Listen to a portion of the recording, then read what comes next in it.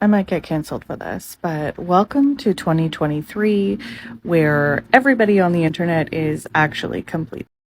This is the generation where women are looking for traditional, old school men that show up with values, who care about you, who open the door, who know how to fix the things in their house.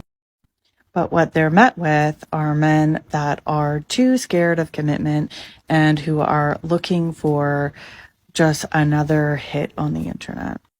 Where I'm not ready for a relationship means that they're really just out there looking to see if anyone else is better than you.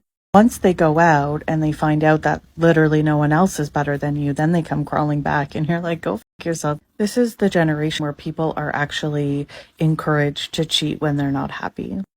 This is the era where relationships are actually situationships because nobody will make a commitment to anybody because everybody is too fucking scared of everything and everybody feels like everybody is so accessible. So you just move through relationships as if they're transactions and nothing else. And people have literally confused what self-love means. People are saying self-love is like disrespect, but like seriously, it's just modesty. Who hurt you?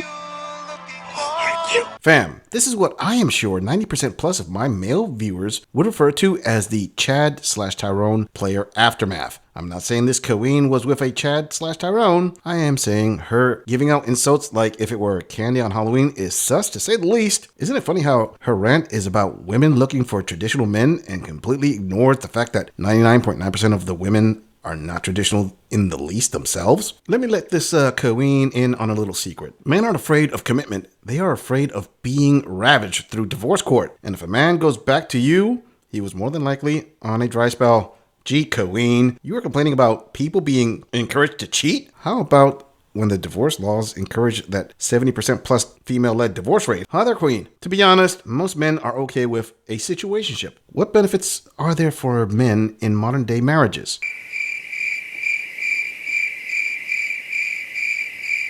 Another thing this queen doesn't understand is relationships are transactional for men. Men are love conditioning and they understand it. That's why they adapted to it, and it just leaves some queens so upset they make internet videos about it. Moving on. I will admit it, Petty Betty showed up last night.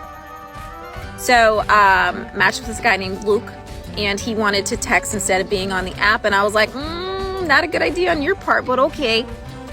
So I give him my number. He texts me, he's like, hey, this is Luke, and I immediately like, hey, don't send a D-pic, this is a work phone, I will get in trouble, and then I'm gonna have to hunt you down like Liam Nelson and Taken. Like, please don't do it. He then starts laughing, and he was like, there's no possible way. I'm like, okay. So then he goes on to be like, what if it's a classy D-pic? And then he starts asking for boob pics, and I was just like, okay, this is 2 seconds. Like, we're 2 seconds into this. No. So I said, Lucas, you're being rude, which is his legal name, which he did not catch on to. He then responds back, ha ha ha, my mom is the only one that calls me that. I'm like, you mean Patricia? Dude himself. I'm like, you gave me your phone number. I could drain your bank account at this point. Stay on the apps. Well, fam, if everything she has claimed so far is 100% accurate, the obvious question would be, why was it necessary to go to the extremes she went to? Think about it. The things the guy was saying could easily be explained as him using her injection of the D-pic subject in an attempt to spin it into some kind of offhand joke. I wouldn't say he wouldn't go for that. It just seems like some silliness on his part was met with an overreaction on her part, and she kind of admitted to that. Ladies, I'm not saying you shouldn't be informed about who you may potentially go out with. That is advisable, but to the greatest possible extent of investigating the guy's mother and bank account? You're not kidding me!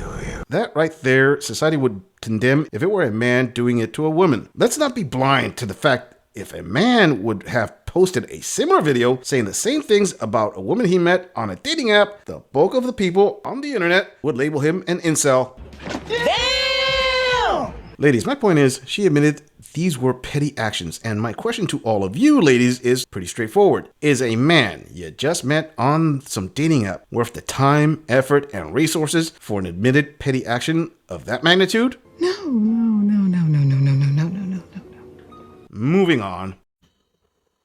Fellas, If you ask a lady on a date and she travels to your side of town across toll roads and Sunday morning coast traffic, pay for her coffee and lunch for sake. Don't get to the end of the date and go, oh, I just normally split the bill straight down the middle. All right then, split the travel, the fuel and the tolls down the middle, you fuckwit. $20.75 my half came to. $20.75. I would have spent more than that in travel. Pick up your game, fellas. Seriously, assess the situation. I'm not saying pay for it all the time. I'm not saying that. But seriously? $20.75? She's going to sink, Captain.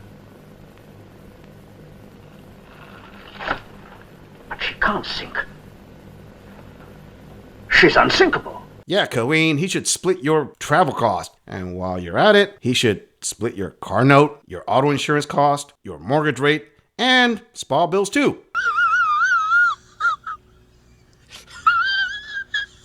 Welcome to what it's like to be a man. You ladies wanted equality? Well, you got it. You are complaining about $20.75? How about restaurant checks that are over $100? Well, the best thing to be said is what men are told in these situations. And that is, it was your choice. You weren't obligated to travel that far, now were you? How about no? Ladies, let's try a new exercise. Put yourself in her shoes. Think of the frustration of losing money, time, effort, and expectations only to find out that the date was not worth it. Congratulations, you just got a small glimpse of what men have been going through for the last 50 years. But don't worry about it though. It's not like you ladies think you deserve better, right? Oh wait! Think of it this way, ladies. Be thankful for every Chad, Tyrone, Rico, Francois, Yang, or Abdul in the dating market, because there are at least 10 thirsty imps ready to drive the long distance on those same used tires. I'll do anything for you. Moving on. All right, everybody. So I'm done being quiet about this. Let's talk about it. This relationship is not for the weak. You have to be sure that this is what you want and your partner wants, and go all in.